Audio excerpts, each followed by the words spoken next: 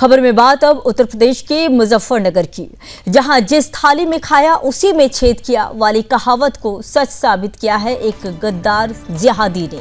बुढ़ाना थाना क्षेत्र में लकड़ी व्यापारी मामलेश जैन के घर उस वक्त कोहराम मच गया जब उनका ही पुराना कर्मचारी, जिसका नाम मोहम्मद असलम है, वो हथौड़ा लेकर लूट के इरादे से घर में घुसा। जी हां, इसी जिहादी को जिसे जैन परिवार ने 10 साल पहले रोजगार दिया, रोजी रोटी दी।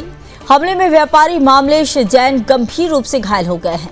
इस खौफनाक हमले के बाद पुलिस हरकत में आई और अब आरोपी इस जिहादी को पकड़ने की कोशिश की गई तो उसने पुलिस पर भी पलटवार किया, लेकिन जवाबी कार्रवाई में असलम के पैर में गोली लगी और उसे धर दबोचा गया।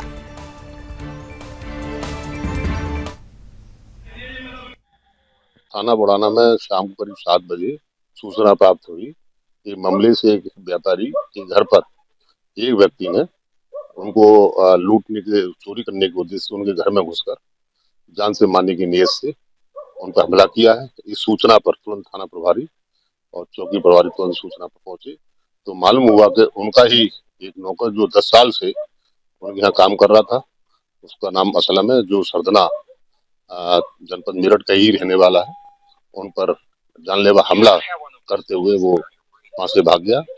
इस सूचना पर उनको घायल अवस्था में सीएससी बुढ़ाना उनको रेफर किया गया, वहां से हायर सेंटर मेरठ उनको रेफर किया गया। इसी खबर पर और अधिक जानकारी के साथ मेरे सहयोगी समर जुड़ चुके हैं। समर, बताइए कि इस मामले में अब तक क्या कुछ हुआ, पूरी अपडेट बताइए। किस तरह से इस जिहादी ने जो हमला किया, इसको लेकर कब से ये उसके घर में कार्य कर रहा था, उसके साथ कार्य कर रहा था? संगीता, मैं आपको बता दूं, ये मुजफ्फरनगर के बुढ़ाना थाना क्षेत्र का ये मामला है, जहां पर एक जैन परिवार है जो लकड़ी का काम करता है और उस परिवार के यहाँ पिछले 10 वर्षों से ये जिहादी जो है वहां पर नौकरी करता था। जैन परिवार के द्वारा इसके परिवार को रोजगार दिया गया, उनका भरण पोषण के लिए इसको सहयोग किया गया, लेकिन वो कहावत है कि जिस थाली में खाया उसी में छेद किया। तो ये कहावत कहीं ना कहीं यहाँ सच साबित होती है। जो सामाजिक ताना बाना है, जो भाईचारे का ढोल जो है सैकड़ों पीटते हैं, तो कहीं ना कहीं उसमें ये एक आघात है।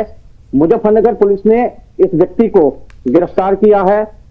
मैं आपको बता दूं कि ये 10 साल से इस परिवार के यहाँ नौकरी करता था, उस परिवार की रेकी कर रहा था और इससे पहले वो कितना नुकसान इस परिवार को पहुंचा चुका होगा इसका भी आकलन करना बाकी है। लेकिन जिस थाली में इस गद्दार ने खाया उसी परिवार के मालिक पर इसने हमला किया, हथौड़े से हमला किया, जो अभी भी जो है अपनी जान की रक्षा के लिए अस्पताल में भर्ती है। उसकी हालत जो है बेहद नाजुक है और मुजफ्फरनगर पुलिस ने इस गद्दार मोहम्मद असलम को जो है मुठभेड़ के दौरान जो है गिरफ्तार किया। क्या आपको यह पता चला है क्या समर कि इसने इस तरह की हरकत क्यों की? इसको लेकर अगर कोई जानकारी मिली हो? देखिए, 10 साल से ये इस परिवार के साथ जुड़ा हुआ था और इस परिवार की हर गतिविधि को, चाहे वो फाइनेंशियल गतिविधि हो, चाहे सभी गतिविधियों पर इसकी नजर थी और उसी की रेकी ये व्यक्ति कर रहा था। जैसे इसको मौका मिला उसी परिवार में लूट के मकसद से घुसा।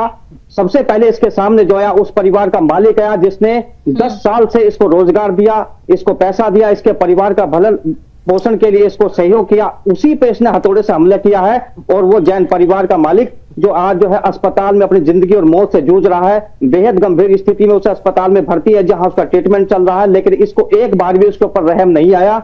लेकिन वही ताना बाना, जो सामाजिक ताना बाना है, कहीं ना कहीं ये उसके में जो है इसने गद्दारी जो है वो साबित की है। जी, तो अभी जो है जिस पर यह हमला किया गया जैन जो कि है, उनकी हालत फिलहाल अभी कैसी है?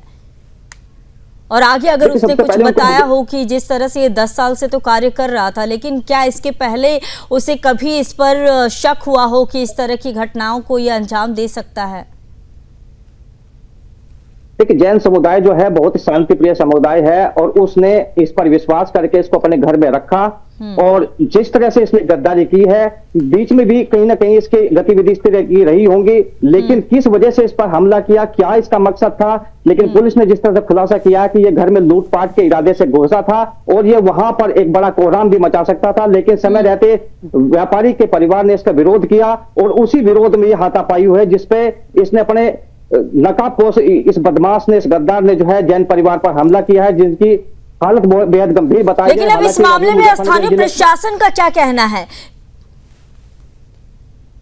भी मुजफ्फरनगर पुलिस ने खुलासा करते हुए यही बताया है कि ये इनके यहाँ कर्मचारी था और 10 साल से यहाँ पे नौकरी कर रहा था। बीच में भी इनकी कई बार नोकझोंक हुई है, लेकिन जैन परिवार ने इसके परिवार का ध्यान रखते हुए उसको हटाया नहीं। लेकिन इसके बाद इसने जो गद्दारी की और उसी जैन परिवार को हटाने के लिए इसने ये चाल चली है और लूट के इरादे से उनके परिवार में घुसा था, जिसके बाद यहां से फरार हो गया था, जिसको देर रात जो है मुठभेड़ के दौरान मुजफ्फरनगर पुलिस ने पकड़ा है, जिसके दोनों पैर में अभी मुजफ्फरनगर पुलिस की गोली लगी है, जिसको अब सलाखों के पीछे भेज दिया गया है। कहीं ना कहीं सामाजिक ताने बाने में और सामाजिक लोग जो है कहीं ना कहीं यही कह रहे हैं कि इसका जो इलाज होना चाहिए था उससे कम कार्रवाई हुई है, इसको गोली मार देनी चाहिए थी। कि इस तरह की गद्दारी व्यक्ति को जो सामाजिक ताने बाने को भाईचारे को में गद्दारी करता है उसमें उसको समाज में रहने का कोई अधिकार नहीं है। जी संगीता, बिल्कुल, बहुत बहुत धन्यवाद समर, आपने जानकारी दी। तो देखिए 10 साल की वफादारी का जो जवाब जो है वो लूट से मिला है और व्यापारी को मौत के घाट उतारने की कोशिश भी की गई। जिहादी ने जिस तरह से जानलेवा हमला किया उससे साबित हो गया है कि